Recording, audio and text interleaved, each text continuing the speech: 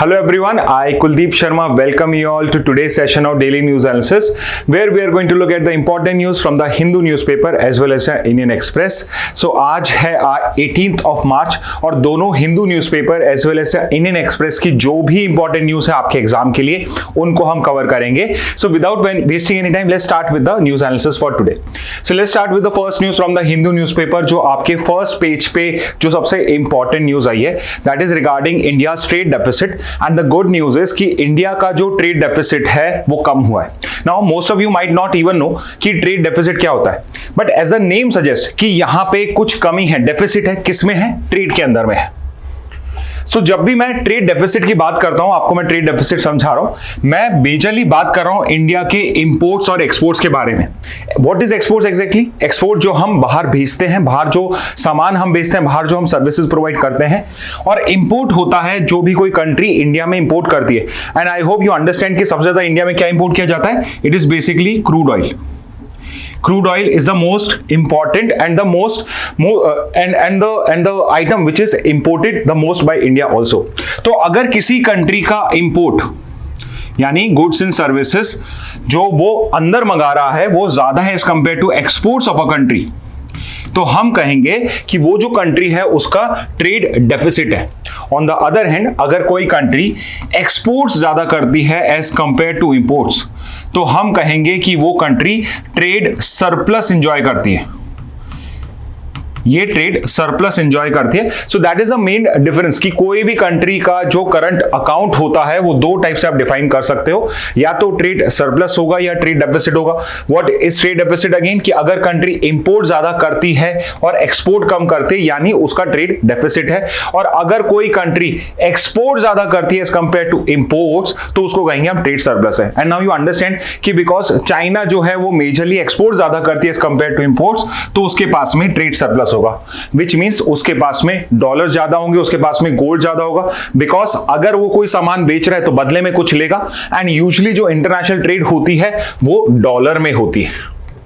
Which means Jin country का trade surplus होता है उनके पास में फॉरेक्स रिजर्व्स भी ज्यादा होते हैं. What are forex reserve? It simply means foreign exchange reserve. तो जो बाकी की करेंसीज होती हैं जो किसी कंट्री के पास हो, उन सब रिजर्व को आप फॉरेक्स रिजर्व्स कहते हो. Now the good thing about India is कि इंडिया के अगर लास्ट 42 मंथ का हम रिकॉर्ड देखें तो उस लास्ट 42 मंथ के अंदर में इंडिया ने अपना लोएस्ट ट्रेड डेफिसिट रजिस्टर करा है in the month of February. तो यस, जो रिसेंटली फरवरी 2025 गया था उसमें इंडिया का जो ट्रेड डेफिसिट है पिछले 42 मंथ के लोएस्ट लेवल के ऊपर पे है, which is $14.05. Okay, so this is the main news जो आपकी कवर हुई है. इसके अलावा और क्या इंपॉर्टेंट एस्पेक्ट्स हैं? तो पहला है इंडिया जो है वो मर्चेंडाइज ट्रेड डेफिसिट बहुत ज्यादा हाई रखता है. तो अगेन आई टोल्ड यू कि जब भी कोई कंट्री इंपोर्ट या एक्सपोर्ट करती है, या तो गुड्स का इंपोर्ट एक्सपोर्ट होगा, गुड्स का इंपोर्ट एक्सपोर्ट होगा. फॉर एग्जांपल हम क्रूड ऑयल इंपोर्ट करते हैं, हम स्पाइसेस को एक्सपोर्ट करते हैं, हम एग्रीकल्चर प्रोडक्ट्स को एक्सपोर्ट करते हैं, हम डेयरी को एक्सपोर्ट करते हैं, बट जो हमारा ऑयल होता है उसको इंपोर्ट किया जाता है. तो जो ये सारी ट्रेड होती है इसको हम गुड्स ट्रेड या मर्चेंडाइज ट्रेड कहते हैं. दूसरी तरफ पे होता है services. For example we have a company like Infosys Wipro, जो यूएस इन्फोसिस और विप्रो जो यूएस को यहां पे सॉफ्टवेयर सर्विसेज प्रोवाइड करती है. तो जो सर्विसेज होती हैं वो भी ट्रेड का पार्ट होता है. अब इंडिया का इश्यू क्या है? इंडिया का जो मर्चेंडाइज ट्रेड है इसके अंदर में डेफिसिट ज्यादा होता है, विच मींस कि जो गुड्स हैं हम इंपोर्ट ज्यादा करते हैं, उनका एक्सपोर्ट कम होता है, तो वहां पे हमारा ट्रेड डेफिसिट रहता है. तो specifics to good trade not included in service $22.9 billion का हमारा यहां पे ट्रेड डेफिसिट था. But the good news is कि हमारे सर्विसेज के एक्सपोर्ट्स अच्छे होते हैं, इस वजह से जो हमारा टोटल ट्रेड डेफिसिट होता है वो कम हो जाता है. Okay, so what you have to understand is कि कोई भी कंट्री का जो करंट अकाउंट होता है जिसमें हम merchandise trade as well as services trade को देखते हैं, इंडिया का मर्चेंडाइज ट्रेड डेफिसिट बहुत हाई होता है, अराउंड $22.9 बिलियन था जनवरी 2025 के अंदर में. बट सर्विसेज के वजह से वो आपका ट्रेड डेफिसिट जो होता है वो कम हो जाता है. Now what about imports and exports? So interestingly अभी आपका जो फरवरी मंथ था उसमें हमारा ट्रेड डेफिसिट कम इसलिए हुआ है बिकॉज हमारे इंपोर्ट्स डिक्रीज हुए हैं. So basically exports minus imports ही आपका ट्रेड सरप्लस या डेफिसिट दिखाएंगे। तो इंडिया के इंपोर्ट्स डिक्रीज हुए हैं और एक्सपोर्ट जो है वो थोड़े बहुत से डिक्रीज हुए हैं, but still they are at a healthy stage of $36.9 billion, which means कि हमने एक्सपोर्ट्स तो उतना ही रखा है, बट बिकॉज हमने इंपोर्ट्स कम करे हैं, इस वजह से आपका जो ट्रेड डेफिसिट है फरवरी 2025 के अंदर में वो वैल्यू आपकी कम हुई है। Okay, so this is the first important news. और क्या है इस न्यूज के अंदर में कि what were the reasons behind कि इंडिया के जो इंपोर्ट्स हैं वो डिक्लाइन हुए। So one of the reason is कि इंडिया ने इस पर्टिकुलर मंथ में गोल्ड और सिल्वर इंपोर्ट जो है वो कम किया है। अब इसके अंदर में दिखने में तो ये दिख रहा है कि गोल्ड एंड सिल्वर इंपोर्ट्स हुए हैं, बट जो इस न्यूज में मेंशन नहीं है, one of the reason is कि इंडिया ने गोल्ड के इंपोर्ट के ऊपर पे अपनी जो ड्यूटी है उसको इंक्रीज करा है, तो इस वजह से स्मगलिंग जो है वो इंक्रीज हो गई है। ऑल्दो ये न्यूज मेंशन नहीं करती है, बट अगर आप रेगुलरली न्यूज़पेपर फॉलो कर रहे होंगे so you would have seen this news कि आपके इंडिया में स्मगलिंग जो है इंक्रीज हुई है। अभी केस आया जिसमें कर्नाटका की एक एक्ट्रेस है, she was caught by the customs department because she was smuggling gold into India. And why she was doing it? Because अभी गोल्ड को स्मगल करना प्रॉफिटेबल हो चुका है, सिंपली बिकॉज गोल्ड और सिल्वर के ऊपर पे जो इंपोर्ट ड्यूटी है वो गवर्नमेंट ने इंक्रीज करी है। इसके अलावा क्रूड एंड पेट्रोलियम इंपोर्ट जो है वो भी आपका यहां पे कम करा गया, इस वजह से भी इंडिया का जो इंपोर्ट्स में है वो डिक्लाइन हुआ है। Now what about current account balance? तो what exactly is current account balance? तो आपका जो पूरा का पूरा ट्रेड का सारा कच्चा बट्टा होता है, जैसे कि आपको मैंने बताया कि मर्चेंडाइज आप ट्रेड कर रहे हो, सर्विसेज का आपका जो ट्रेड है, सब मिला के जो होता है वो करंट अकाउंट बैलेंस होता है। और उसके अंदर में भी ट्रेड डेफिसिट जो है वो करंट अकाउंट को आपको इंपैक्ट करता है। It's basically the total import जो आपका इस तरह से करता है। Okay, so Q4 is expected to see a surplus of $5 billion. Okay, so let's look at some historical data also. So what is the other historical data जो है आपका with regard to trade deficit? तो अभी तक का अगर आपसे पूछा जाए कि इंडिया का हाईएस्ट ट्रेड डेफिसिट एवर आज तक कब हुआ है, so answer is going to be July of 2022। July of 2022 यानी एक महीने के अंदर में हमारा जो ट्रेड डेफिसिट था इट वाज $31 बिलियन। $31 बिलियन का हमारा ट्रेड डेफिसिट था इन जुलाई और 2022।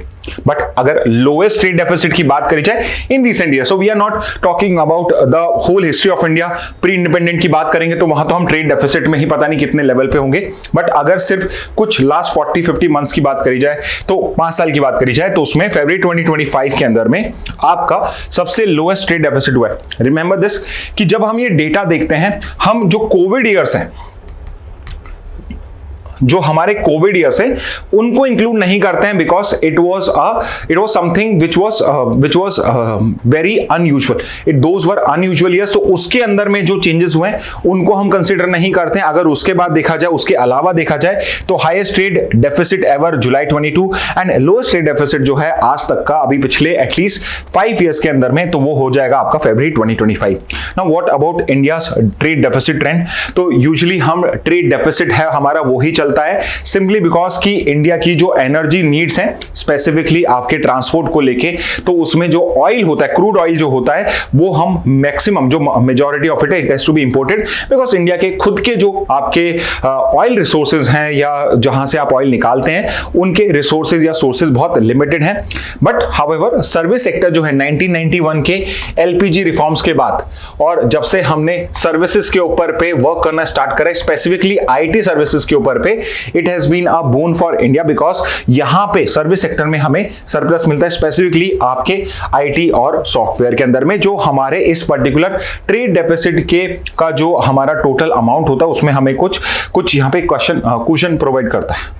Okay, so this is basically regarding what are the causes behind it. अब अगर आपसे एक इंपॉर्टेंट क्वेश्चन पूछा जाए जो एग्जाम में आपसे पूछा जा सकता है, वो ये है कि आप बताइए कि इंडिया के मेजर ट्रेडिंग पार्टनर्स कौन से हैं। स्पेसिफिकली अगर हम आज की बात करें तो so we are still waiting for the official data कि 2024 जो लास्ट ईयर आपका गया है उसके हिसाब से इंडिया का सबसे बड़ा ट्रेडिंग पार्टनर कौन है, उसका डेटा भी आपका बचा हुआ है। जैसे 2023 की बात करें तो 2023 से पहले कुछ साल से आपका जो यूएस था वो आपका सबसे बड़ा ट्रेड पार्टनर था, बट 2023 का जो डेटा विच मीन जो डेटा हमारे पास अब तक का लेटेस्ट जो डेटा लास्ट ईयर तक का प्रोवाइडेड था, एक साल के बाद आपका वो डेटा प्रोवाइड होता है। फॉर एग्जांपल 24 के जनवरी से दिसंबर में हमारी ट्रेड क्या रही है, वो डेटा अब आपको जन फेब से मिलना स्टार्ट होता है। तो 2023 में इट वाज चाइना जो हमारा लार्जेस्ट ट्रेडिंग पार्टनर था, बट द इशू इज कि इसकी इंपोर्ट $100 बिलियन की है। सिर्फ इंपोर्ट हम चाइना के साथ करते थे। तो अब 24 का जो डेटा है ऑफिशियल प्रॉपर डेटा हमें बहुत जल्दी मिलेगा, but it is going to be on this line only. तो अगर बात करी जाए 2024 की, तो उस हिसाब से इंडिया का सबसे बड़ा largest trade partner is going to be USA. It's going to be USA. Okay, अब सेकंड इंपॉर्टेंट पॉइंट कि इसमें एक्सपोर्ट्स कितने का है, तो 76 बिलियन का हम एक्सपोर्ट करते हैं, विच is a very good amount की बहुत ज्यादा अच्छा एक्सपोर्ट है हमारा। और 45 बिलियन का हमारा यहां पे आपका इंपोर्ट हो गया, यानी कि करीब करीब आप देख सकते हैं कि $30 बिलियन का हमारे सरप्लस है। And you can see here कि $30 बिलियन का जो सरप्लस है, this is some of the reason, this is why जो डोनाल्ड ट्रंप है, he is trying to force India to basically reduce its import duty, so that हम यहां पे या यूएस जो है वो यहां पे हमारे गुड्स को इंपोर्ट कर सके और इस पर्टिकुलर डेफिसिट को, क्योंकि हमारा जो सरप्लस है 30 बिलियन का, उसी कंट्री के लिए वो डेफिसिट बन चुका है, तो वो उसको कम कर सके। सेकंड नंबर पे यू कैन सी हियर, यहां पे स्टोरी बिल्कुल ही चेंज हो जाती है। सेकंड नंबर पे चाइना है। यही दो कंट्रीज है जो फर्स्ट और सेकंड को कभी कभी एक्सचेंज करती रहती हैं।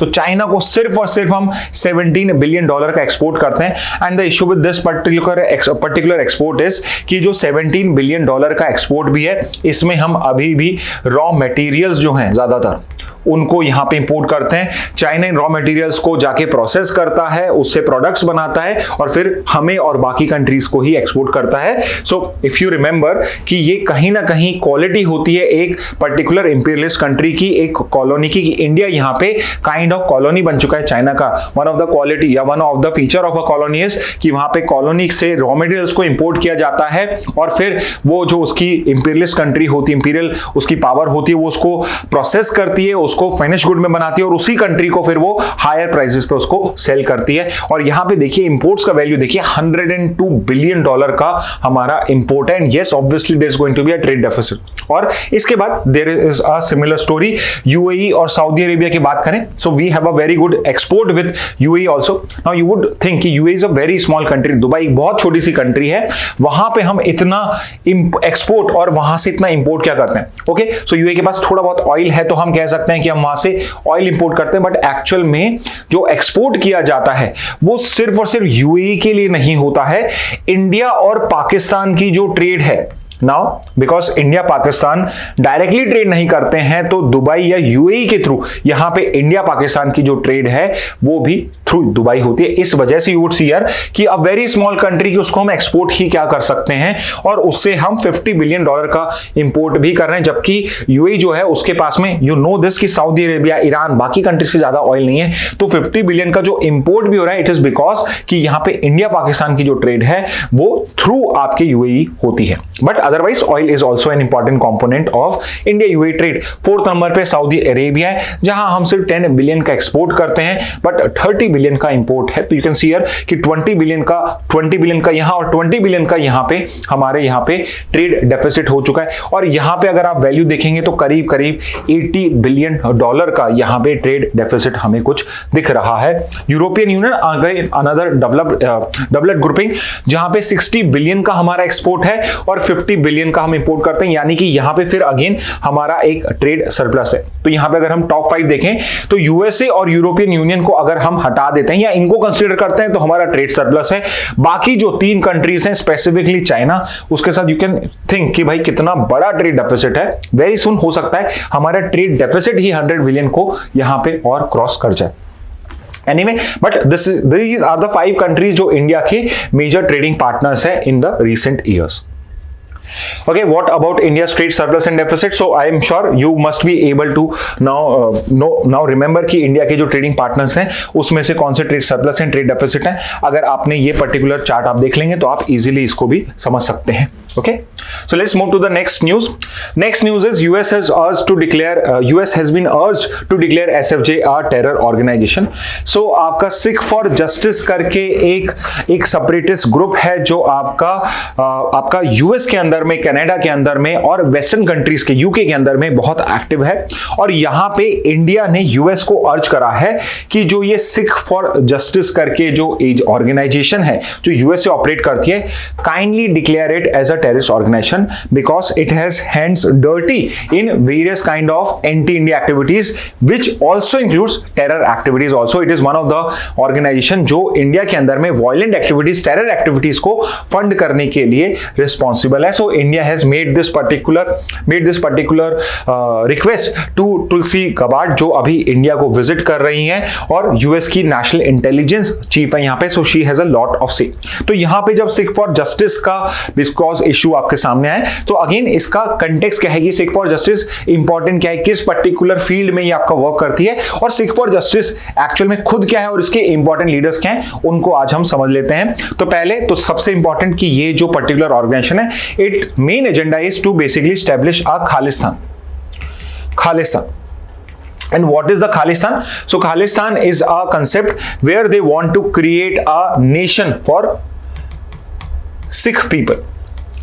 जो सिख रिलीजन को फॉलो करने वाले लोग हैं उनके लिए एक वो सेपरेट नेशन क्रिएट करना चाहते हैं on the basis of the Sikh religion. Sikh religion के लिए जो वहां के लोग हैं उनके लिए ये एक पर्टिकुलर कंट्री क्रिएट करना चाहते हैं जिसका नाम होगा खालिस्तान। अब ओरिजिनली ये जो कंसेप्ट है ये कोई ऐसे नया नहीं है कि ये अभी कोई 10 साल 20 साल पुराना कंसेप्ट है। ये जो पर्टिकुलर खालिस्तान का इश्यू है ये इंडिया के इंडिपेंडेंस से भी पहले का है और मेजरली जब खालिस्तान की डिमांड जो इनिशिएट करी गई थी उस टाइम में खालिस्तान की डिमांड थी कि जो पंजाब का प्रोविंस है ब्रिटिश इंडिया का, which means part of India and Pakistan. जो ब्रिटिश इंडिया था उसमें जो पंजाब प्रोविंस है उसमें सिखिज्म के जो फॉलोअर्स हैं उनके लिए एक अलग कंट्री होनी चाहिए। Punjab should be a separate country by the name of Khalistan. But with time यहां पे जो पर्टिकुलर डिमांड है, for example Sikh for justice जो ये पर्टिकुलर ऑर्गेनाइजेशन इनकी जो डिमांड है, now it is limited to creation of Khalistan in the Indian state of Punjab. Now they stopped demanding कि यहां पे जो खालिस्तान है वो इंडिया और पाकिस्तान के पंजाब का एरिया होना चाहिए, but they are only asking for Indian state of Punjab, parts of Himachal Pradesh and parts of Haryana to be part of the new state of Khalistan। अब इसके पीछे उनकी इंटेंशन क्या है कि क्यों उन्होंने पाकिस्तान वाला पार्ट रिमूव करा? तो one of the reason is कि बिकॉज पूरा पॉपुलेशन एक्सचेंज हो गया था, तो जो सिख लोग थे वो यूजुअली आपके इंडियन साइड ऑफ पंजाब में थे and you would see here कि जो पाकिस्तान साइड ऑफ पंजाब है वहां पे मेजरली पंजाबी तो लोग हैं बट मुस्लिम पंजाबी जो है वो मेजर उसका प्रोविंस होता है। तो यहाँ पे जो ये खालिस्तानी है ये सारे के सारे आपके जो सिखिज्म को फॉलो करने वाले लोग हैं उनका। But the second important reason is because अगर ये पर्टिकुलर ऑर्गेनाइजेशन खालिस्तान की बात करती है तो they should have remain true to their objective. तो they should have wanted the Pakistan side of Punjab also and they could have asked कि भाई please basically you move out of this particular area.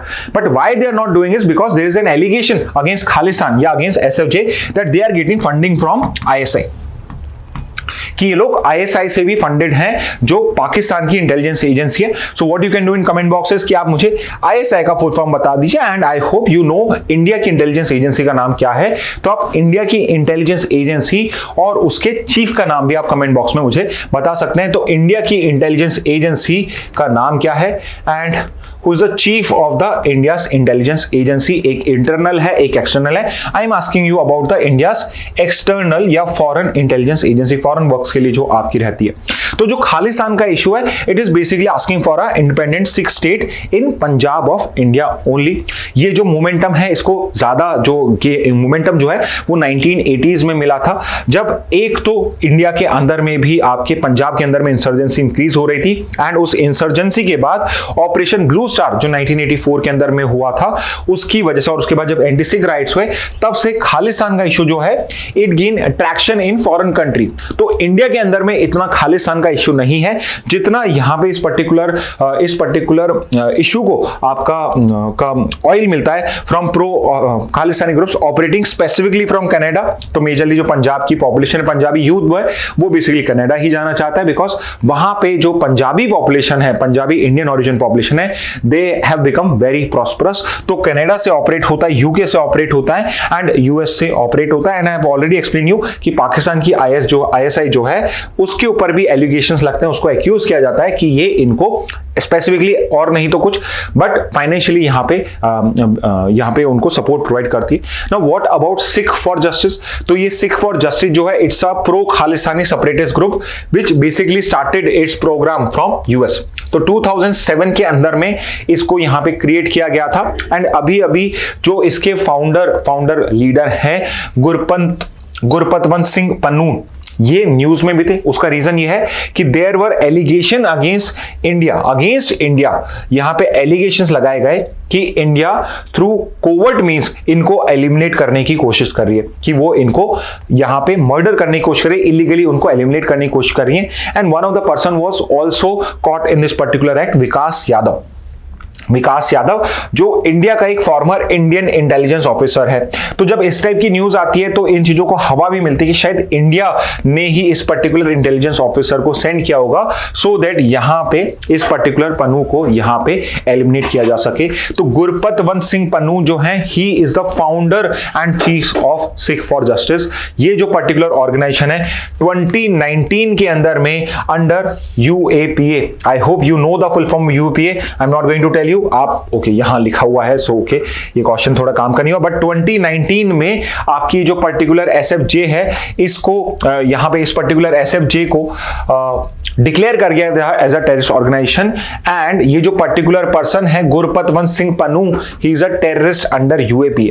Interestingly आपका जो UAPA है उसको कुछ साल पहले 2018-19 में ही हमने अमेंड किया था एंड उस अमेंडमेंट के बाद UAPA के अंदर आप एक ऑर्गेनाइजेशन को भी टेररिस्ट ऑर्गेनाइजेशन डिक्लेयर कर सकते हो एंड आप किसी पर्सन को भी टेररिस्ट यहां पे डिक्लेयर कर सकते हो। तो गुरपतवंत सिंह पन्नू जो आपका फाउंडर और लीडर है इस SFJ का, चीफ है इस SFJ का, उसको भी टेररिस्ट डिक्लेयर करा हुआ है और सिख फॉर जस्टिस जो ऑर्गेनाइजेशन है इसको भी यहां पे आपका एक टेररिस्ट ऑर्गेनाइजेशन डिक्लेयर करा हुआ है। अब SFJ जो है ये न्यूज में इतना पॉपुलर कैसे हुआ? तो SFJ ने रेफरेंडम 2020 एक चीज कंडक्ट कराया था जिसके अंदर में जितने भी आपके सिख लोग हैं उन सबको ही यहां पे रेफरेंडम में पार्ट लेने का यहां पे राइट था। और उस पर्टिकुलर कैंपेनिंग के अंदर में they basically ask for creation of Khalistan. Referendum कब किया जाता है कि when you are asking for a very important issue specifically for creation of a nation, तो यूजुअली रेफरेंडम तब किया जाता है। So then at that time specifically उन्होंने US, UK और फॉरेन कंट्रीज कनाडा के अंदर में ये सबसे रेफरेंडम 2020 कंडक्ट कराया गया था जिसके अंदर में they specifically ask Sikh people कि whether there should be a separate Khalistan और नॉट। और उस टाइम से ही ये जो पर्टिकुलर ऑर्गेनाइजेशन है it became a sore point in the eyes of India's intelligence agency and तब से ही हम इन पर्टिकुलर एजेंसीज को यहां पे बंद कराने के लिए, शटडाउन कराने के लिए, टेररिस्ट ऑर्गेनाइजेशन डिक्लेयर कराने के लिए डिप्लोमेटिक स्टेप्स ले रहे हैं और उसी कंटेक्स्ट के अंदर में हमने ये पर्टिकुलर स्टेप भी लिया है। ओके, सो ये है regarding the US urge to declare SFJ as a terrorist organisation. Next news पे मूव करते हैं। So India and New Zealand to institutionalise defence security says Modi. तो यहाँ पे न्यूजीलैंड के जो प्राइम मिनिस्टर है क्रिस्टोफर लक्सन वो आपके इंडिया में विजिट कर रहे हैं for a diplomatic for basically a diplomatic meeting. और यहाँ पे कुछ आपके defence related agreement, security related agreement, trade related agreement, education और कल्चर रिलेटेड एग्रीमेंट्स को यहां पे साइन किया गया है। सो ऑल्दो इतना न्यूज में नहीं रहता इंडिया न्यूजीलैंड सिंपली बिकॉज कि इंडिया और न्यूजीलैंड के रिलेशन जो है they have been good, but आपका जो contact in the sense of trade, आपका जो रिलेशन है वो बहुत लिमिटेड है। इस वजह से भी इंडिया न्यूजीलैंड की इतनी बात नहीं होती। And if you are a fan of cricket then you know this कि न्यूजीलैंड की क्रिकेट टीम जो it's one of the cricket team which is much appreciated for its good sportsmanship like spirit। और जो New Zealand के लोग हैं उनके लिए भी कहा जाता है कि ये जो लोग हैं बहुत अच्छे लोग होते हैं, तो इस तरह से ये कहीं पर भी कोई रकस क्रिएट नहीं करते हैं। तो इंडिया और न्यूजीलैंड की अगर डिप्लोमेटिक रिलेशंस की बात करी जाए तो 1952 के अंदर में हम दोनों ने डिप्लोमेटिक रिलेशन यानी इंडिया और न्यूजीलैंड ने अपने दोनों के एम्बेसडर्स को एक्सचेंज करना 1952 से स्टार्ट कर दिया था। And we have a friendly relationship on the base of our Commonwealth membership. तो हम दोनों के दोनों पहले ब्रिटिश कॉलोनी के पार्ट रह चुके हैं, तो हम दोनों की कॉमनवेल्थ मेंबरशिप के बेसिस पे भी हमारे अच्छे रिलेशंस रहे। एंड इंटरेस्टिंगली जैसे हर किसी कंट्री वेस्टर्न कंट्रीज में आप देखेंगे, India is one of the largest indigenous people group of that particular group. तो सबसे बड़ी अगर इमिग्रेशन पॉपुलेशन की बात करी जाए न्यूजीलैंड के अंदर में, so India constitutes one of the largest, probably the largest आपका foreign origin people of that particular country with 3 lakh Indian origin people in New Zealand. So we have a strong people to people connection. Now you can see there कि अगेन cricket की अगर मैं बात करूं तो cricket के अंदर में यू वुड सी कि पहले भी और आज भी बहुत सारे इंडियन ओरिजिन प्लेयर जो हैं जो न्यूजीलैंड की टीम में आपके प्लेयर हैं, जैसे अभी करंटली इसरोदी हैं जो आपके न्यूजीलैंड के एक इंपॉर्टेंट प्लेयर हैं। Okay, defence and security corporation, so currently अभी तक कोई जॉइंट मिलिट्री आपकी एक्सरसाइज नहीं होती इंडिया न्यूजीलैंड के बीच में। So now we have very soon, probably this year or the next year, we are going to initiate a joint exercise. Training and port visit जो है इनको भी हम यहाँ पे अब स्टार्ट करेंगे। इसके अलावा कंबाइंड टास्क फोर्स 150 जो है, जिसके अंदर में हम मैरीटाइम सिक्योरिटीज में आपकी नेवल फोर्सेज पार्टिसिपेट करती हैं, उसमें हम दोनों जो हैं वो पहले से कोलैबोरेट कर रहे हैं। ट्रेड की बात करी जाए तो यू कैन सी हियर कि हमारी बायलैटरल ट्रेड कितनी कम है। It is just $2.3 billion in 2023. So you can see here there is a lot of potential for growth as compared to just we have just looked at कि India के जो largest trade partner हैं उनसे हम कितनी ज्यादा trade करते हैं। इंपोर्ट एक्सपोर्ट जो है वो 20 बिलियन 30 बिलियन का सिर्फ एक्सपोर्ट इंपोर्ट होता है, यहाँ पे 2.3 बिलियन का टोटल ट्रेड है।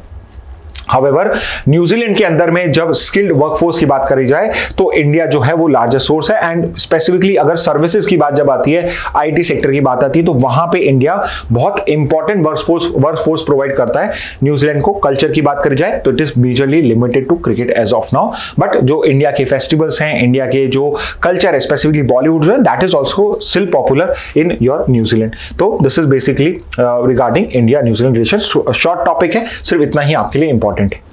नेक्स्ट पे आते हैं, IOC board approves boxing inclusion in 2028 LA Olympics. I would से this is a partially good news for India also, simply because कि इंडिया जो है ये ऑल्दो ओलंपिक्स में चाहे इतने गोल्ड मेडल्स हमें नहीं मिलते हैं, बट इंडिया जो है वो बॉक्सिंग का पावर हाउस है। A lot of boxers, very good boxers come from India in the international sphere also, although हम इसके अंदर और बेटर भी कर सकते हैं। नाउ द इशू वाज कि जो 2028 के अंदर में ओलंपिक्स थे, लॉस एंजलिस के अंदर में जो होस्ट होने वाले थे, वहां पे देयर वाज अ इशू कि प्रोबेबली जो बॉक्सिंग है, because of issues in the international boxing federation जो एसोसिएशन है, उस वजह से 2028 LA ओलंपिक्स के अंदर में बॉक्सिंग को रिमूव करने की बात चल रही थी, बट फाइनली आईओसी ने 2028 के अंदर में 2028 LA ओलंपिक्स के अंदर में यहां पे उसको इनकॉर्पोरेट करने की बात जो है उसको एक्सेप्ट कर लिया है, विच मींस जो नेक्स्ट ओलंपिक्स होगा आपका लॉस एंजलिस में, उसमें you are going to see players fighting for gold, silver and bronze in the boxing categories also, और boxing sport also, which is a good news for India because lot of boxers basically target Olympic games also in India. तो यहां पे before we go into this specific topic, let's look at some important points जो आपके exams के लिए भी important है। For example, I am sure you are aware कि जो 2024 का Olympics, the most recent Olympic जो था वो पेरिस फ्रांस के अंदर में होस्ट किया गया था। So I hope you are aware कि जो पेरिस फ्रांस है वो पहले और कब यहां पे इस पर्टिकुलर ओलंपिक्स को होस्ट कर चुका है। So if you are someone जो लास्ट ईयर से न्यूज़पेपर फॉलो कर रहा है, ओलंपिक्स फॉलो कर रहा था, या लास्ट ईयर से स्टूडेंट है, सो ही और she would be able to answer it कि इससे पहले जो पेरिस है उसमें इससे पहले कब ओलंपिक्स को होस्ट किया है। नेक्स्ट इज द जो नेक्स्ट ओलंपिक्स होने वाला है वो लॉस एंजलिस यूएसए के अंदर में होने वाला है। This one is also historically important because USA भी पहले होस्ट कर चुका है। तो आप बता सकते हैं कि if you would be able to tell कि आज से पहले कब कब यूएस ने होस्ट करा है, सबसे ज्यादा किस कंट्री ने होस्ट करा है, that would also be useful to you only. 2032 का जो ओलंपिक्स है उसका होस्ट भी डिसाइड हो चुका है, ब्रिस्बेन ऑस्ट्रेलिया के अंदर में है। 2036 की ओलंपिक्स की जो बिडिंग है, जो भी कंट्रीज बिड करना चाहते हैं वो ओपन है। आई होप इसके अंदर में इस इंपॉर्टेंट ब्लॉक में आप एक इंपॉर्टेंट कंटेंडर का नाम यहां पे फिल कर पाए। कौन सी कंट्री है जो 2036 ओलंपिक्स को होस्ट करने के लिए कंटेंट कर रहे हैं। ओके अब ये तो हो गया आपका ओलंपिक्स गेम। अब इन ओलंपिक गेम्स को होस्ट करने की रिस्पॉन्सिबिलिटी किसकी है? So there is an international organisation known as International Olympics Committee. तो ये जो पर्टिकुलर कमेटी आईओसी कमेटी है, जो फर्स्ट जब ओलंपिक्स हुए थे, मॉडर्न ओलंपिक्स हुए थे, तभी इसको क्रिएट कर दिया गया था and it is the supreme authority of the Olympics game. Pierre de Coubertin, जिनको हम फादर ऑफ मॉडर्न ओलंपिक्स भी कहते हैं, it was him who established it in 1894 and it is the responsibility of IOC to conduct your summer as well as the winter Olympics also. अब एक question जो मैं आपसे पूछना चाहूंगा दैट इज कि आपका ये जो पर्टिकुलर आईओसी है, इसका हेडक्वार्टर कहां पे? यस, इसका हेडक्वार्टर कहां पे? I have deliberately not put it there, so I am going to ask you कि इसका हेडक्वार्टर कहां पे है। अगेन एक यूरोपियन कंट्री के अंदर में, यू कैन आंसर इट। वहीं पर ही आपका जो आर्बिट्रेशन बॉडी है स्पोर्ट्स का, वो भी हेडक्वार्टर वहीं पर ही है। प्रेसिडेंट है Thomas Bach, but this is the next Olympics going to be the last Olympics under his presidentship. 8 years की इनकी प्रेसिडेंटशिप होती है एट अ टाइम, और बहुत सालों से ये आपके वहां पे प्रेसिडेंट थे। अब there would be a new IOC president. Organises Olympics every 4 years। क्या क्या काम है आईओसी के वो बताए हुए हैं। तो हर 4 साल में ओलंपिक्स कंडक्ट कराना, समर्स ओलंपिक्स, विंटर ओलंपिक्स हो गया आपका। होस्ट सिटी जो है वो भी बिडिंग प्रोसेस को सिलेक्ट करते हैं। ऑल्सो ओलंपिक गेम्स में आपका पैरालंपिक्स जो है वो भी यही कंडक्ट कराते हैं and youth Olympics also. Okay, host city through a bidding process, वो भी बिडिंग करना होता है। तो 36 में कौन सी मेन कंटेंडर कंट्री है।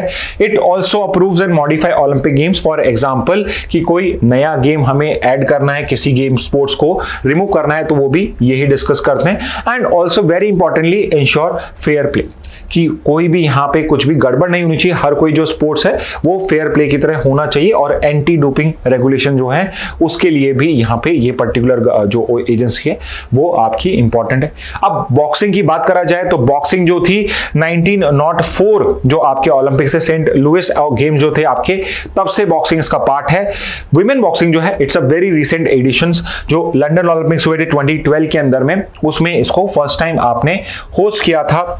अब इश्यू क्या है, गवर्नेंस क्या है, तो जो इंटरनेशनल बॉडी है बॉक्सिंग की, इंटरनेशनल बॉक्सिंग एसोसिएशन, इसके ऊपर पे करप्शन के चार्जेस लगे, corruption concerns have been raise, इस वजह से इसको सस्पेंड किया हुआ है। और एक इसकी जगह जो एक वर्ल्ड बॉक्सिंग करके बॉडी है, जो एक नई बॉडी बन रही है, बिकॉज आईबीए जो है ये करप्शन इश्यूज के कंसर्न्स थे इस पे, तो एक अलग बॉडी बनाएंगे वर्ल्ड बॉक्सिंग, जो अभी प्रोविजनली रिकॉग्नाइज करा गया है to represent basically boxing in the Olympics. तो यहाँ पे 2028 ओलंपिक्स के अंदर में इसको यहाँ पे रिमूव करने की बात थी, बट अब इसको फिर से इनकॉर्पोरेट कर लिया गया है। अगर इंडियन बॉक्सर्स की बात करी जाए तो विजेंदर सिंह आपके 2008 के बीजिंग के अंदर में आपके ब्रॉन्ज मेडल वेट, इन्होंने मिडल वेट के अंदर में ब्रॉन्ज मेडल जीता था।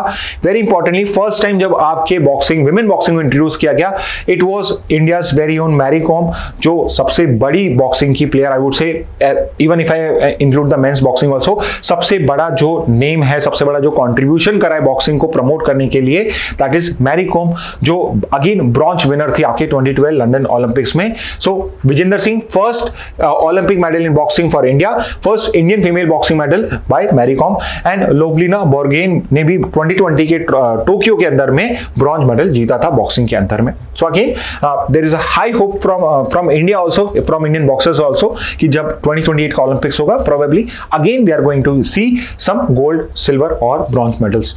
ओके, आगे मूव करते हैं।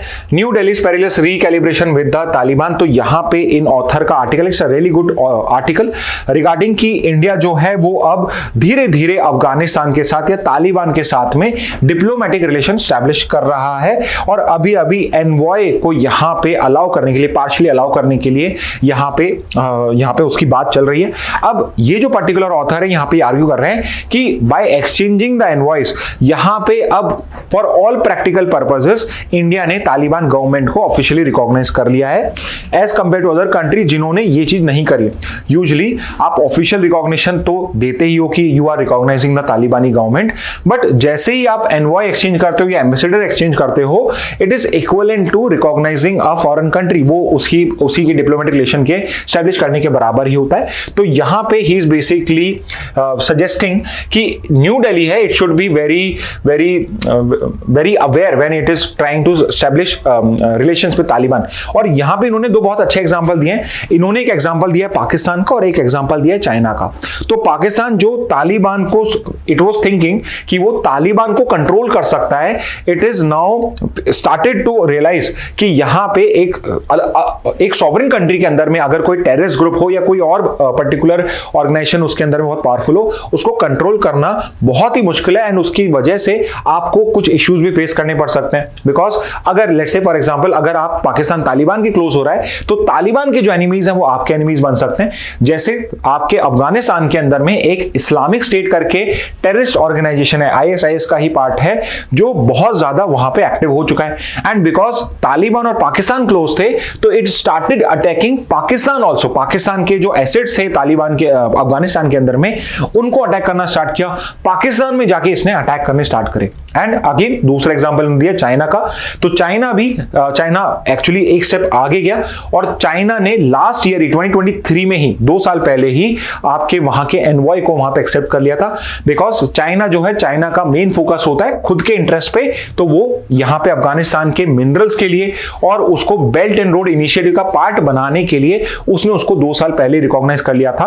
तो जब चाइनीज आपके अफगानिस्तान में पहुंचे तो वहां पे जब जिस पर्टिकुलर होटल में वो थे, वहां पर भी जो आपके तालिबान के एनिमी आपके ग्रुप्स हैं उस पर्टिकुलर कंट्री के अंदर में, स्पेसिफिकली आईएसआईएस, उसने उस पर्टिकुलर ग्रुप को भी टारगेट करना स्टार्ट कर दिया है। तो यू कैन सी हियर कि यहां पे दो बहुत अच्छे एग्जांपल दिए कि why India should be very cautious when it is basically doing any kind of business with Taliban or recognize Taliban। तो यहाँ पे ये पर्टिकुलर आपका आर्टिकल है। तो आई थॉट इस कंटेक्स्ट के अंदर में हम तालिबान के बारे में थोड़ा सा फिर से रिवाइज कर सकते हैं। तो तालिबान जो है उसका फॉर्मेशन हुआ था in 1994 in Kandahar Afghanistan. And who was the founder of Taliban, first leader of Taliban? It was Mullah Mohammad Omar. Mullah Mohammad Omar, a very famous personality.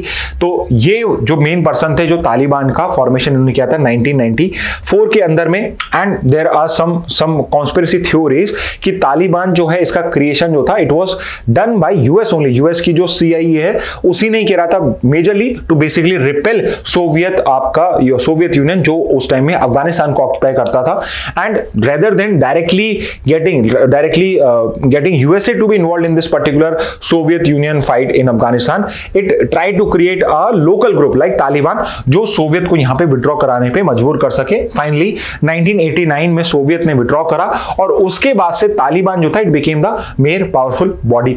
1996 में तालिबान जो था इसने जो वहां की गवर्नमेंट थी उसको टॉपल कर दिया। एंड यहां पे तालिबान जो था वो अफगानिस्तान का रूलर बन गया या अफगानिस्तान को कंट्रोल करने वाली गवर्नमेंट बन गई। 1996 से 2001 तक अफगानिस्तान के अंदर में तालिबान का या फर्स्ट तालिबान गवर्नमेंट का वहां पे रूल था।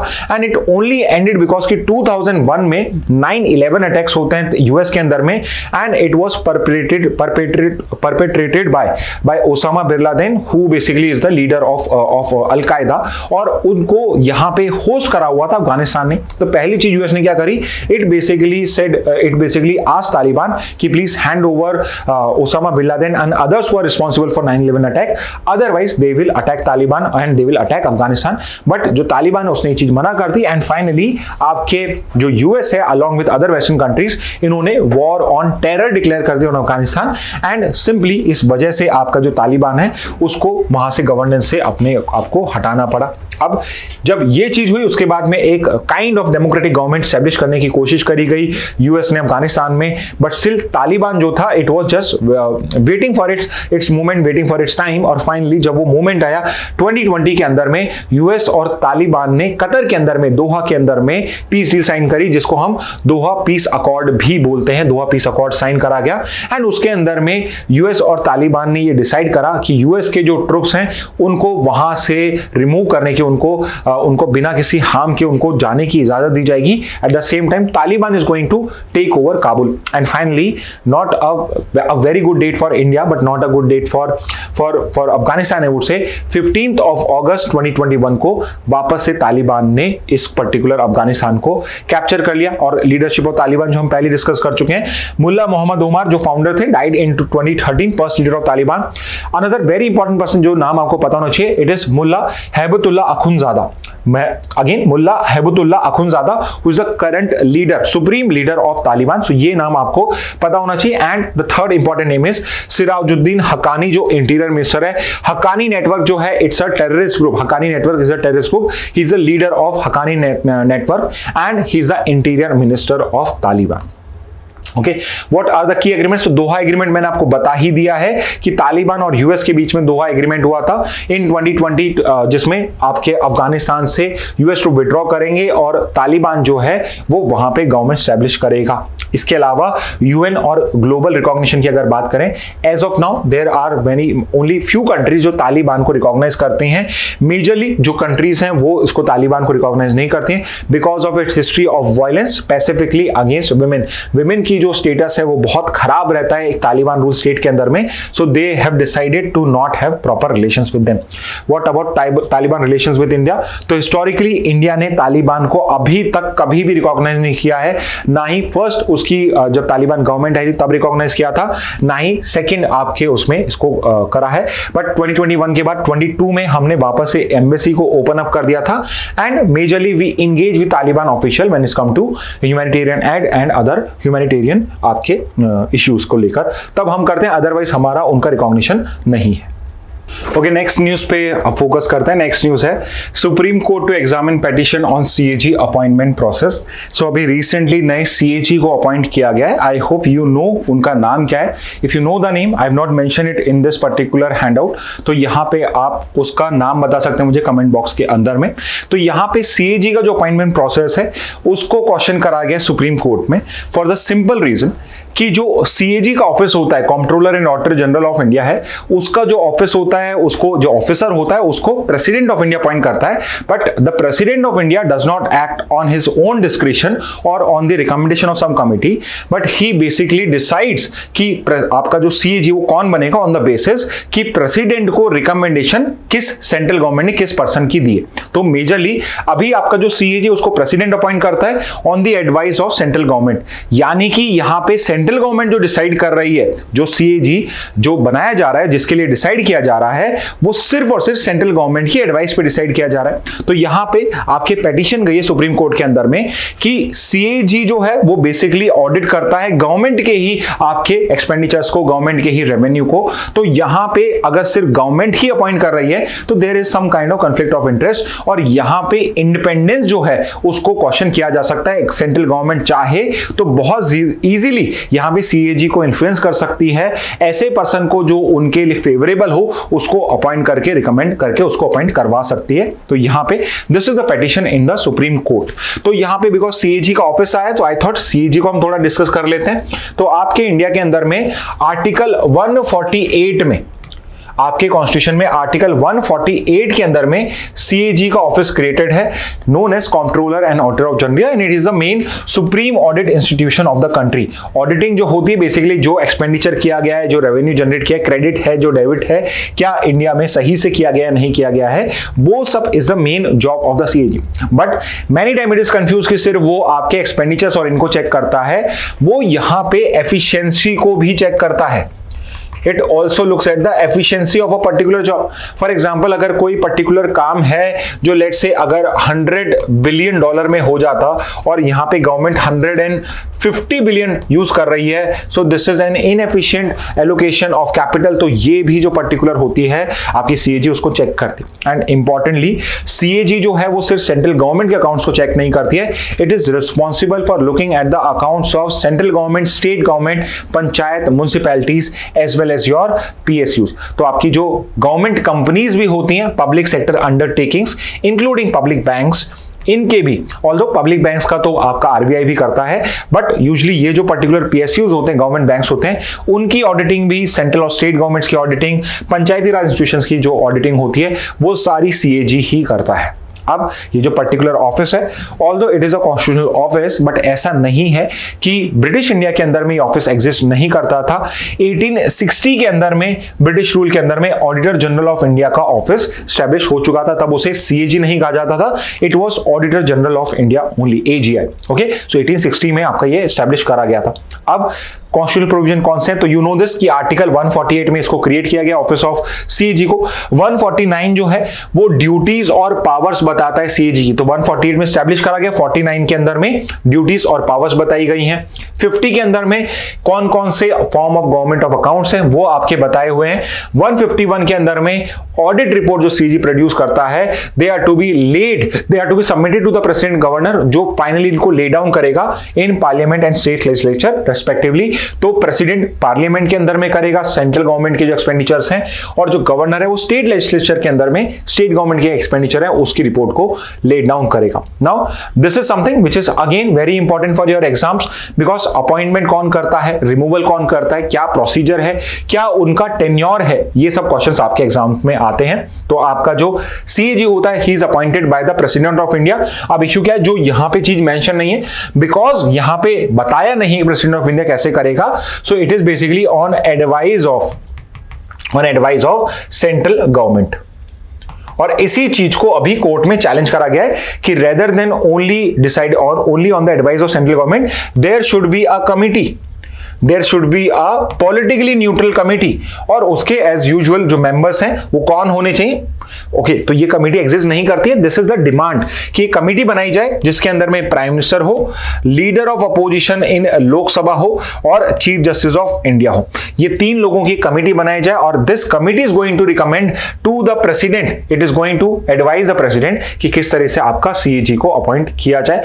Holds office for 6 years until the age of 65, तो 65 ईयर्स तक की एज या 6 ईयर्स तक के लिए आपके यहां पे सीएजी को अपॉइंट किया जाता है। नॉट एलिजिबल फॉर रीअपॉइंटमेंट, एक बार सीएजी को बना दिया गया उसके बाद में उसे रीअपॉइंट करने का प्रोविजन नहीं है, सिंपली सो दैट कि जो पर्टिकुलर ऑफिस है ये आपका न्यूट्रल रह सके। रिमूवल प्रोसेस जो है it is similar to a supreme court जज। सुप्रीम कोर्ट के जज को जैसे रिमूव करने का जो प्रोसीजर है, same procedure, same level of security यहां पे दी हुई है to the CAG office also, which basically means कि आपको इंपीचमेंट मोशन लाना पड़ेगा अगेंस्ट सीएजी, और जो सेम प्रोसेस सुप्रीम कोर्ट जज के लिए यूटिलाइज होता है, सेम प्रोसेस आपको यहां पे करना पड़ेगा। And only on 2 grounds, on grounds of misbehavior or incapacity, there is no third ground for removal of CAG. Now if the question comes up asking you कि इंडिया के पहले CAG कौन थे, तो you should know that कि India के पहले CAG थी वी नरहरि राव, जो 48 से 54 उनका टेन्योर था, 6 years का ही टेन्योर था। V Narahari Rao was the first CAG of India. And current CAG कौन है, अभी चेंज हुए, पहले गिरीश मुर्मू थे, आपके जीसी मुर्मू थे, अब उनको चेंज करके नए आपके CAG को अपॉइंट किया गया है। सो you can mention his name in the comment box. Next news पे आते हैं। So again from the science section of the Hindu newspaper, and I have always told my students कि आपके न्यूज़पेपर्स के अंदर में जो साइंस रिलेटेड न्यूज होती है उसको प्लीज आप स्किप नहीं करिए, प्लीज उनको पढ़ने की कोशिश करिए। समझ में आए नहीं आए, विद टाइम आपको समझना भी स्टार्ट हो जाएगा, और हम ट्राई करेंगे जब भी कोई साइंस रिलेटेड टॉपिक हो उसको भी न्यूज में कवर करें। बट आपकी भी ये रिस्पॉन्सिबिलिटी है कि रिस्पेक्टिव हम यहाँ कवर करते नहीं करते, उन न्यूज को आप रीड जरूर से करें। ओके, तो साइंस सेक्शन में आए, how climate change is affecting India's wheat production cycle. तो ये जो पर्टिकुलर न्यूज है ये जीके के अलावा रीजनिंग, इंग्लिश, उन सब टॉपिक के लिए भी इंपॉर्टेंट है, बिकॉज यहां पे एक डायरेक्ट न्यूज आइटम है जो बता रहा है कि क्लाइमेट चेंज कैसे व्हीट प्रोडक्शन साइकिल को इफेक्ट कर सकता है। तो यहां पे इश्यू क्या है, आपका जो व्हीट है it is one of the most important cereal crop apart from rice, one of the most important cereal crop apart from rice for India के लिए भी, and not just for India but for the whole world, because majorly जो भी आपके vegetables के साथ, या let's say आप अगर कुछ नॉनवेज भी खाते हो उसके साथ जो एक आइटम होता है, इट इज यूजली चपाती और let's say a bread, any kind of bread, कहीं भी चले जाइए ब्रेड आप खाते ही हैं। तो वो जो पर्टिकुलर ब्रेड है वो या तो व्हीट से बनेगी और या फिर आप अदरवाइज राइस लेंगे। तो राइस और व्हीट जो होता है ये आपके बहुत इंपॉर्टेंट पार्ट प्ले करते हैं इन फूड सिक्योरिटी ऑल्सो। और इंडिया के अंदर में अगर मेजर स्टेट्स की बात करी जाए तो वो है UP, Punjab, Haryana and MP. यहां पे सबसे पहले ये पर्टिकुलर स्टेट्स को मेंशन है बिकॉज ये मेजर व्हीट प्रोड्यूसिंग स्टेट है, and because of climate change की वजह से यहां पे टेम्परेचर जो है वो इंक्रीज हो रहा है इन पर्टिकुलर मंथ्स के अंदर, फरवरी मार्च के मंथ्स के अंदर में, इसलिए यहां पे ये एक इंपॉर्टेंट रोल प्ले कर रहा है। तो यहां पे जो ग्रोथ सीजन है, तो व्हीट जो है वो एक राबी क्रॉप है। दो मेन क्रॉपिंग सीजन होते हैं, खारिफ होता है और राबी होता है। खारिफ आपका जो होता है वो मानसून सीजन होता है, और राबी क्रॉपिंग सीजन आपका विंटर सीजन होता है, जिसमें सो किया जाता है अक्टूबर और दिसंबर के बीच में, और फरवरी से अप्रैल, सो पिछले महीने फरवरी, मार्च, अप्रैल, ये जो 3 मंथ्स होते हैं इसमें इसको हार्वेस्ट किया जाता है, यानी कि उसको इकट्ठा किया जाता है। ओके, और ये जो 2 टाइम्स होते हैं, सोइंग का टाइम और आपका हार्वेस्टिंग का time, that is very important. अब द इंपॉर्टेंट पॉइंट इज कि जो आपका वीट है ये कूल क्लाइमेट डिमांड करता है। सो अगर आपको चाहिए कि वीट का जो प्रोडक्शन है उसकी जो यील्ड है वो ज्यादा से ज्यादा हो, so you require cooler climate and in no case it should be more than, it should not be 30 degree Celsius से ज्यादा। अगर 30 डिग्री सेल्सियस से ऊपर जाता है तो वीट का जो यील्ड है, कितना अनाज आपका निकल के आ रहा है, वो कम होना स्टार्ट हो जाता है, स्पेसिफिकली अगर later stages of plant growth है। यानी हार्वेस्टिंग के आसपास अगर टेंपरेचर ज्यादा है, 30 डिग्री सेल्सियस ज्यादा क्रॉस हो रहा है, so it's an issue with the amount of wheat which is being produce. तो यहां पे ये इश्यू बहुत ज्यादा चल रहा है आपका। एक और पॉइंट रह गया, ये वीट एक्सपोर्ट बैन जो है 22 के अंदर में रशिया यूक्रेन वॉर की वजह से आपके इंडिया से जो वीट एक्सपोर्ट थे वो इंक्रीज हो गए थे, बिकॉज आपका जो यूक्रेन है and Russia, they were the largest exporter of wheat in the world. तो वहां से एक्सपोर्ट्स बंद हो गए तो इंडिया की वीट की डिमांड बढ़ गई। तो इंडियन गवर्नमेंट को लगा कि शायद इंडिया में वीट शॉर्टेज ना हो जाए, तो इसलिए वीट एक्सपोर्ट का बैन हमने मई 2022 से ही लगाया हुआ है। तो now you already know this कि वीट ग्रोथ के लिए यू नीड कूल क्लाइमेट, और 30 डिग्री सेल्सियस से ऊपर का जो क्लाइमेट है it is not an ideal temperature for wheat growing. अब वीट ग्रोथ में इशू क्या हो रहा है इंडिया के अंदर में, वर्ल्ड ओवर क्लाइमेट चेंज की वजह से there is rising temperature and you can feel the heat also. You can see here कि मार्च के मंथ में इतनी गर्मी नहीं पड़ती थी। February was also as compared to other months, specifically अगर आप नॉर्थ इंडिया में रहते हैं, यू वुड सी कि यहाँ पे जो टेम्परेचर्स थे वो आपके मोर देन यूजुअल थे। Usually February used to be cooler month रहता था, बट अब आप देख रहे हैं कि यहाँ पे जो February मंथ है उसके अंदर में भी जो यूजुअल टेम्परेचर रहता है उससे ज्यादा थे। One of the report has already suggested कि जो February ऑफ 2025 था, ये पिछले 125 इयर्स का सबसे वार्मेस्ट फेब्रुअरी था। So it has already been declared कि फरवरी 2025 आपके पिछले 125 इयर्स का one of the warmest February on record था। So you can see here कि अगर 30 डिग्री सेल्सियस क्रॉस करेगा तो वो क्यों आपको इशू करेगा। So you can see here grain filling, यानी ग्रेन के बड़े होने का, उसमें फिलिंग का जो टाइम होता है वो शॉर्टन होता है ग्रोथ साइकिल में, तो इससे लाइटर ग्रेन जो बनते हैं जिसमें लोअर स्टार्च एक्यूमुलेशन होता है। दूसरा इशू क्या है, दूसरा फैक्टर क्या है, warming Indian ocean and monsoon disruption. तो आपका जो इंडियन ओशन है ये वार्म हो रहा है एट एन एक्सेलरेटेड रेट, इससे जो मॉनसून का पैटर्न है वो ऑल्टर हो रहा है, जिस वजह से क्या हो रहा है आपका खरीफ सीजन जो है, जो मॉनसून सीजन है वो डिले हो रहा है क्योंकि बारिश लेट आ रही है। तो उस वजह से राबी सोइंग लेट हो रही है, राबी के जो वीट है उसको लेट सो करा जा रहा है। जैसे लेट से अक्टूबर में करना था, नवंबर या दिसंबर में हो रहा है, दिसंबर में हो रहा है तो उसकी जो हार्वेस्टिंग है वो और डिले होगी, तो उसका टेम्परेचर जो है वो अंडर हीट स्ट्रेस आ जाएगा। तो उस वजह से हो रहा है impact of heat stress on wheat. तो फिजियोलॉजिकल चेंज होते हैं, फोटोसिंथेसिस इफेक्ट होता है, रेस्पिरेशन, न्यूट्रिएंट अब्जॉर्प्शन, ये सब उसमें फिजियोलॉजिकल चेंज होते हैं वीट के अंदर में। क्वालिटी इश्यूज होते हैं, more protein but less starch making wheat harder with lower milling quality. तो जब आप इससे आटा बनाओगे तो बिकॉज स्टार्च कम होगा तो उसके अंदर में जो आपका यहाँ पे आटा बन के जो आएगा, फ्लावर जो बन के आएगा वो आपका क्वालिटी में कम होगा, लोअर यील्ड। सो ऑब्वियसली आपका टेम्परेचर ज्यादा है तो ऑटोमेटिकली जो आपका प्लांट है वो कम यील्ड प्रोवाइड करेगा। So these are some of the factors inhibiting wheat growth because of climate change. अब इसमें कुछ अडेप्टेशन एंड मिटिगेशन स्ट्रैटेजीज आपको बताइए, कुछ शॉर्ट टर्म की, कुछ लॉन्ग टर्म की। Short term I am sure अगर आप थोड़ा सा लॉजिक लगाएंगे कि एक जो आपको रिक्वायरमेंट करनी पड़ेगी वो ये है कि आपका जो सोइंग है उसको आपको थोड़ा जल्दी करना पड़ेगा, सो दैट जो हार्वेस्ट है आप बिफोर अप्रैल सेट्स इन और मार्च सेट्स इन, मार्च के आसपास में इनिशियल मंथ्स ऑफ मार्च के अंदर में आप हार्वेस्टिंग कर पाइए। Introducing heat resistant wheat varieties, तो आप यहाँ पे बेटर वेराइटीज ऑफ सीड को यूज करिए जो हीट रेजिस्टेंस हो। और इसके अलावा फार्मर्स को सपोर्ट करने के लिए financial support, crop insurance and compensation can also work. Long term के अंदर में better weather monitoring and advice system आपको चाहिए, सो दैट आपका जो ये डिले होता है खरीफ सीजन या राबी सीजन का वो ना हो, टाइम टू टाइम आपका जो सोइंग है और हार्वेस्टिंग कराया जा सके। और एडजस्ट करना है सोइंग साइकिल्स को ही हमें लॉन्ग टर्म में एडजस्ट करना है एज पर एक्सट्रीम हीट के लेके, पॉलिसी चेंजेस करना, साइंटिफिक रिसर्च करना, ये सभी आपके लिए हेल्पफुल हो सकते हैं to basically mitigate the effects of high temperature on wheat etcetera. Next पे आते हैं इंडियन एक्सप्रेस की। अगर कुछ न्यूज देखें तो I am sure all of you are aware, अगर आप ये चीज ऑब्जर्व भी करेंगे, इंडियन एक्सप्रेस की भी जो न्यूज हमने अभी डिस्कस करी है, ये सब इंडियन एक्सप्रेस में भी आपकी आई है। तो आप चाहे हिंदू से कवर करिए, इंडियन एक्सप्रेस से करिए, जो बेसिक्स है वो आपका सेम ही रहता है। तो कुछ न्यूज जो आपके इंडियन एक्सप्रेस में अच्छे से कवर करी गई या आज के हिंदू न्यूज़पेपर में नहीं थी, उनको हम यहाँ पे कवर कर रहे हैं। तो elephants in temple festival tradition, supreme court stays high court order.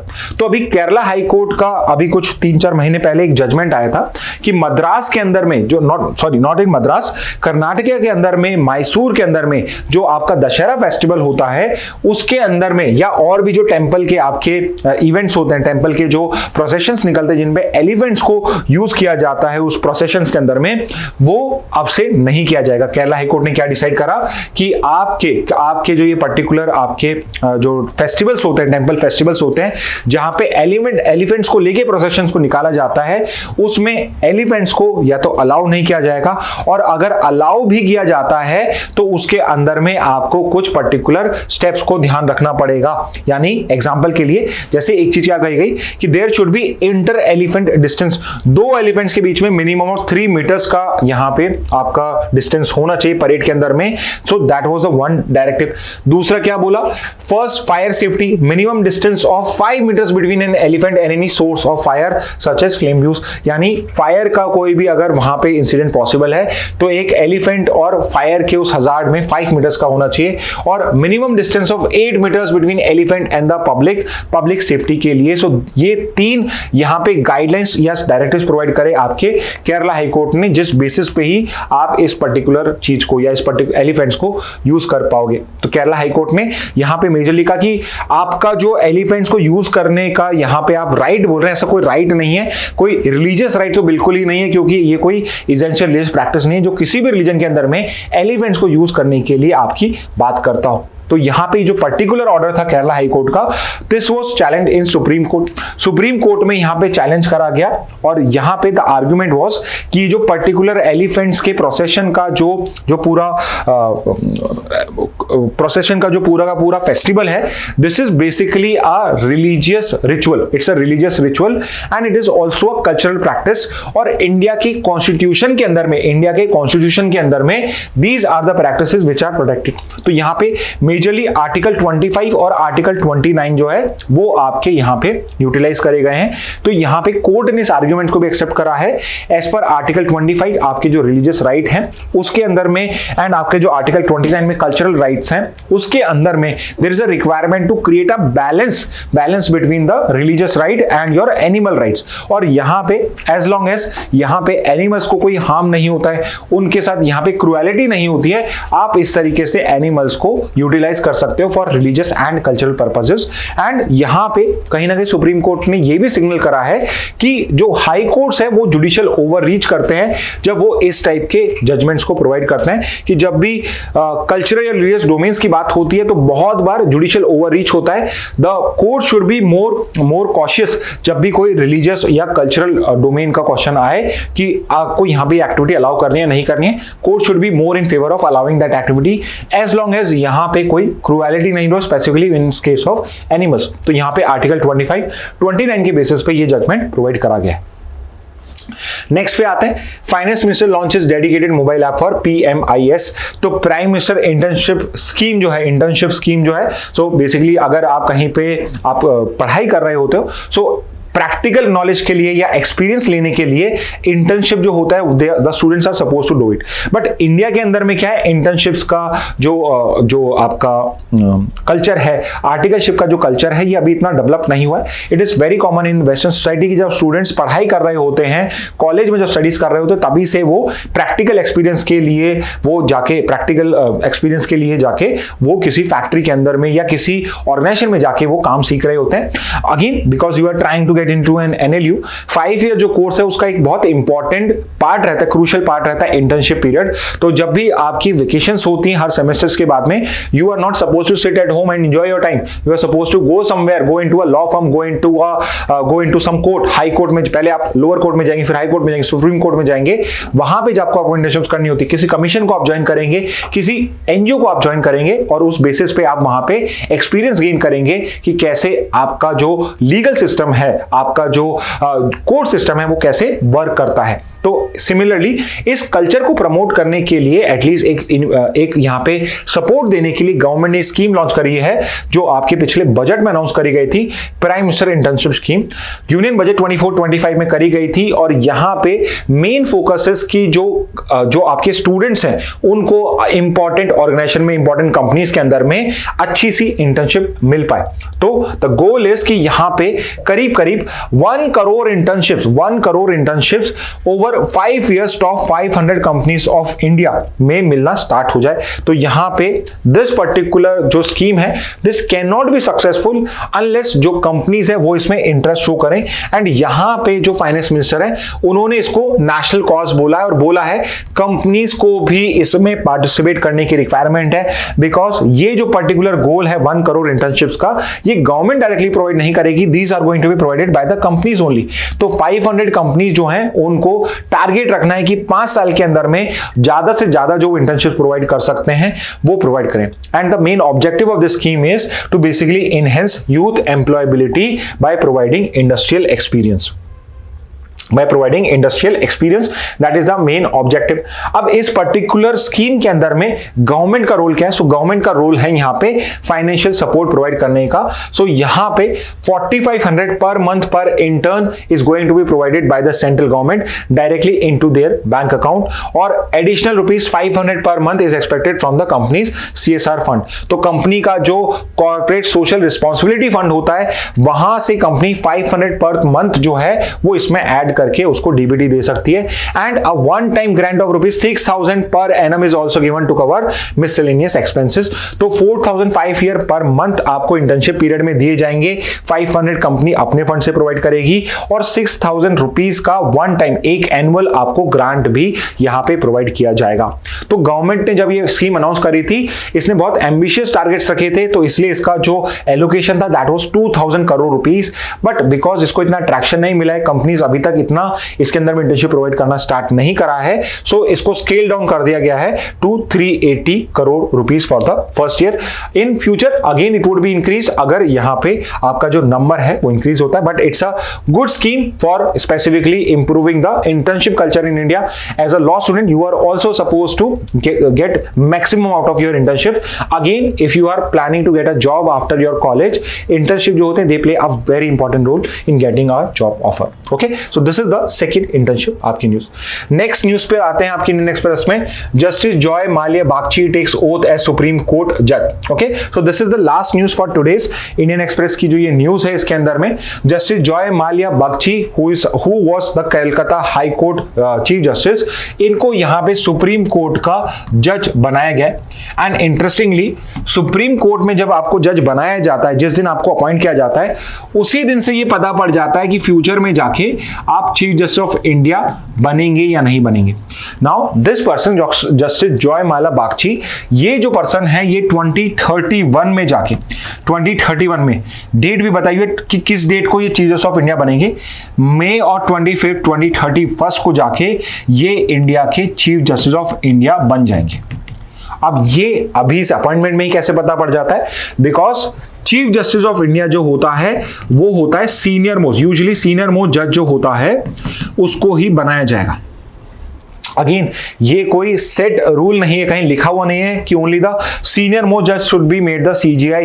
Usually president decide करता है इसके अंदर में on the recommendation of collegium now, और कॉलेजियम की रिकमेंडेशन की वजह से usually it is the senior most जज, और सीनियर मोस्ट जज डिसाइड किया जाता है on the basis of experience as supreme court जज, एक्सपीरियंस एज और टेन्योर एज सुप्रीम कोर्ट जज। कितने साल आप सुप्रीम कोर्ट के जज रहे उस एक्सपीरियंस के बेसिस पर डिसाइड किया जाता है कि आप सीनियर मोस्ट हैं या नहीं है, not on the basis of your age. और जो आपके बागची हैं at the time of 2031 March of जब मई और 25 आएगा 2031 में, उस टाइम में he would be the most experienced supreme court जज, he would be the most senior supreme court जज at that particular time. So that's why we already know कि 2031 में जाके he is going to become the chief justice of India. Okay तो यहां पे ये आपके chief justice of India appoint करे गए हैं। अगेन आई थॉट कि लास्ट में एकदम सुप्रीम कोर्ट से ही हम एंड करेंगे आज का जो दिन सेशन है। इसमें I want you to answer some questions जो आपके I am very sure very easy questions है, स्टैटिक के क्वेश्चंस हैं जो आप कमेंट बॉक्स में आंसर कर सकते हैं। सो पहला क्वेश्चन जो मैं आपसे पूछना चाहूंगा कि सुप्रीम कोर्ट के first chief justice of India कौन थे? ओके फर्स्ट क्वेश्चन है सुप्रीम कोर्ट के first chief justice of India कौन थे। Second question is supreme court की फर्स्ट विमेन जज कौन थी? फर्स्ट विमेन जज। थर्ड क्वेश्चन सुप्रीम कोर्ट की first women chief justice of India कौन है? कौन थी, कौन है? ये क्वेश्चन एक इंपॉर्टेंट हो जाएगा आपके लिए, इंटरेस्टिंग क्वेश्चन है ये आपका। Some of you would have already understood it. और सुप्रीम कोर्ट के फर्स्ट दलित जज कौन थे? फर्स्ट दलित जज कौन थे? Not the Dalit chief justice of India. Okay एक क्वेश्चन और हो जाता है, first Dalit chief justice of India कौन था? ओके सो कुछ क्वेश्चन है आपके लिए, 5 क्वेश्चन है, पांचों question because chief justice of India को यहाँ पे future chief justice of India को यहाँ पे अपॉइंट किया जा रहा है काइंड ऑफ। तो आई माई 5 क्वेश्चन आर फॉर चीजें ओनली। इंडिया के पहले चीफ जस्टिस ऑफ इंडिया कौन थे? इंडिया की फर्स्ट वुमेन जज कौन थी? इंडिया की first women chief justice of India कौन थी? फर्स्ट दलित जज कौन था? First Dalit chief justice of India कौन था? तो ये 5 क्वेश्चन आप कमेंट बॉक्स में आंसर कर सकते हैं। In case you don't know it, do research for it, इसमें शायद आपको कुछ और भी अच्छी इंफॉर्मेशन मिले। Okay, so these were the important news from the Hindu Indian Express. I hope ये इनिशिएटिव आपके लिए यूजफुल हो। In case आपको कुछ और एडिशन चाहिए, please mention it in the comment box. Okay, so with this message, let's end today's session. Thank you and have a very nice day.